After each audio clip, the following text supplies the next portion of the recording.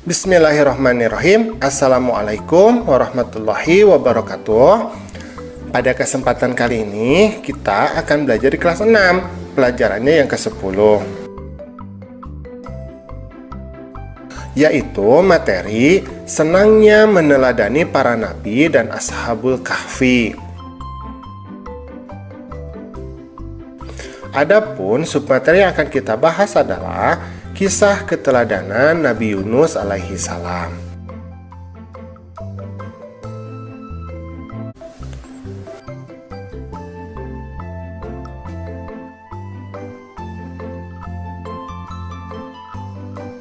Nah, Nabi Yunus bin Matta ini diutus oleh Allah untuk berdakwah kepada penduduk Ninawa di daerah wilayah Mosul, yaitu di Irak ya kalau sekarang.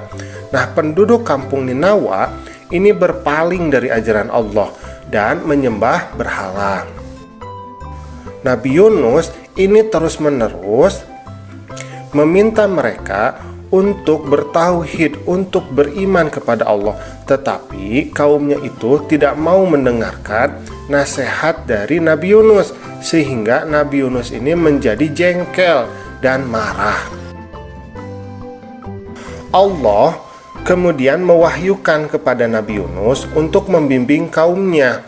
Allah memberitahu bahwa akan mengazab umat Nabi Yunus setelah berlalu 3 hari. Lalu Nabi Yunus pun menyampaikan perihal azab itu kepada kaumnya. Kemudian ia pergi meninggalkan mereka.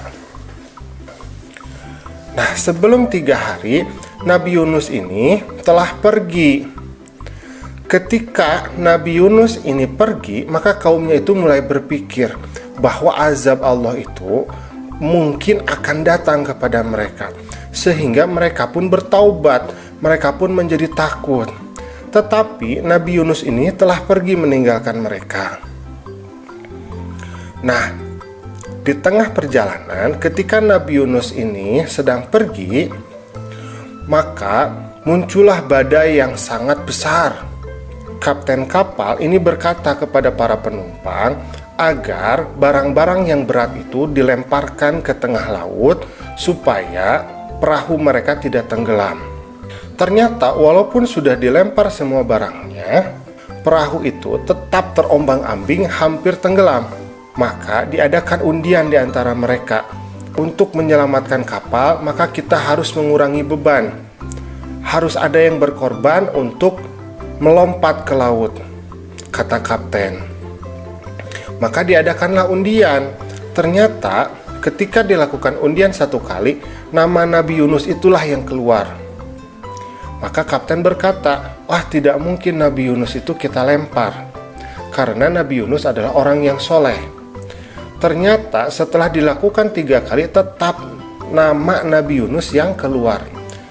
Maka akhirnya Nabi Yunus itu pada saat yang bersamaan beliau melompat dari kapal. Dan saat itu juga Allah telah mengirimkan ikan paus besar yang langsung menelan Nabi Yunus dengan tidak merobek dagingnya atau mematahkan tulangnya. Jadi langsung ditelan bulat-bulat. Nah, ketika Nabi Yunus berada di dalam perut ikan paus tersebut, maka Nabi Yunus pun mulai merasa menyesal atas perbuatannya meninggalkan kaumnya. Maka beliau pun bertaubat kepada Allah. Nabi Yunus tetap ingat kepada Allah dan memanjatkan doa kepada Allah. A'udzubillahi minasyaitonirrajim. La ilaha illa anta subhanaka inni kuntu minaz zalimin. Tidak ada Tuhan selain Engkau, Maha Suci Engkau, sungguh aku termasuk orang-orang yang zalim. Maka setelah Nabi Yunus mengucapkan doa, Allah pun menerima taubat Nabi Yunus. Kemudian secara tiba-tiba ikan paus itu pun kemudian memuntahkan Nabi Yunus, dan Nabi Yunus pun selamat sampai di pantai. Nah, itulah kisah tentang Nabi Yunus. Setelah Nabi Yunus pergi, ternyata kaumnya itu mau bertobat ya, termasuk juga Nabi Yunus. Jadi kita selaku umat Islam harus pandai-pandailah untuk introspeksi diri atau muhasabah diri, atau melihat kesalahan sendiri sehingga kita mau dan mampu bertaubat kepada Allah. Nah, alhamdulillah pembelajaran kita hari ini sudah selesai. Semoga Allah memberikan kita hidayah agar kita senantiasa mampu bertaubat dan memperbaiki segala kesalahan kita. Assalamualaikum.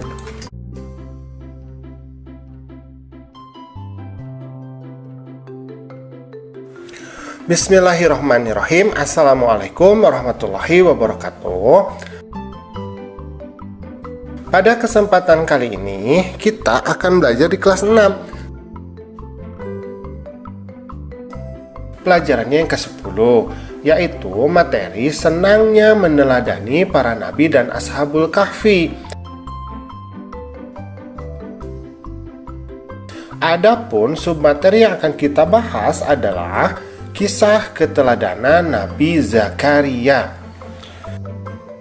Nah, Nabi Zakaria ini adalah termasuk nabi yang sangat soleh kepada Allah. Tetapi Nabi Zakaria ini tidak memiliki keturunan, sedangkan usia beliau ini sudah sangat lanjut. Begitu pula dengan istrinya. Nah, pengharapan panjang Nabi Zakaria untuk mendapatkan keturunan ini tidak pernah surut.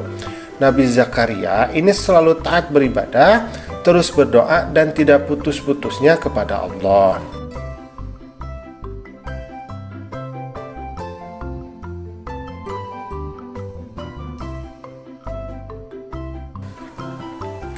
Nabi Zakaria sangat khawatir bahwa apabila ia wafat tanpa meninggalkan seorang pengganti atau seorang anak kaumnya ini akan kehilangan pemimpin dan akan kembali kepada cara-cara hidup mereka yang penuh dengan kemungkaran dan kemaksiatan. Dalam mengisi hari-harinya, Nabi Zakaria ini menjadi seorang imam di sebuah mihrab. Jadi mihrab itu adalah tempat ibadahnya orang-orang Yahudi pada saat itu. Nah, Nabi Zakaria ini mengurus seorang anak perempuan yang diberi nama Maryam. Nah, Maryam ini adalah seorang anak perempuan yang diberikan oleh ibunya kepada Nabi Zakaria untuk mengurus mihrabnya.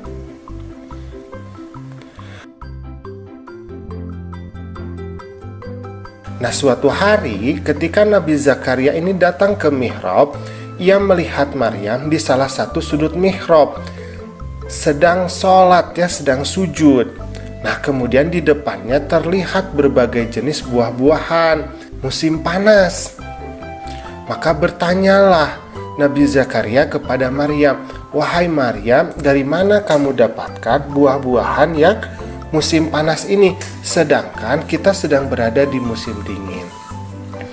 Maka kata Maryam berkata kepada Nabi Zakaria, "Wahai abahku, sesungguhnya Allah yang telah memberikan makanan ini kepadaku.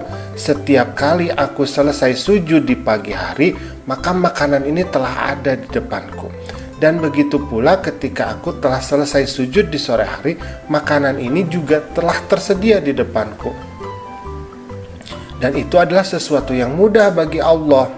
Nah, Nabi Zakaria melihat hal tersebut, beliau sangat bersyukur. Alhamdulillah ternyata Allah menganugerahkan kepada Maryam itu sesuatu yang sangat luar biasa.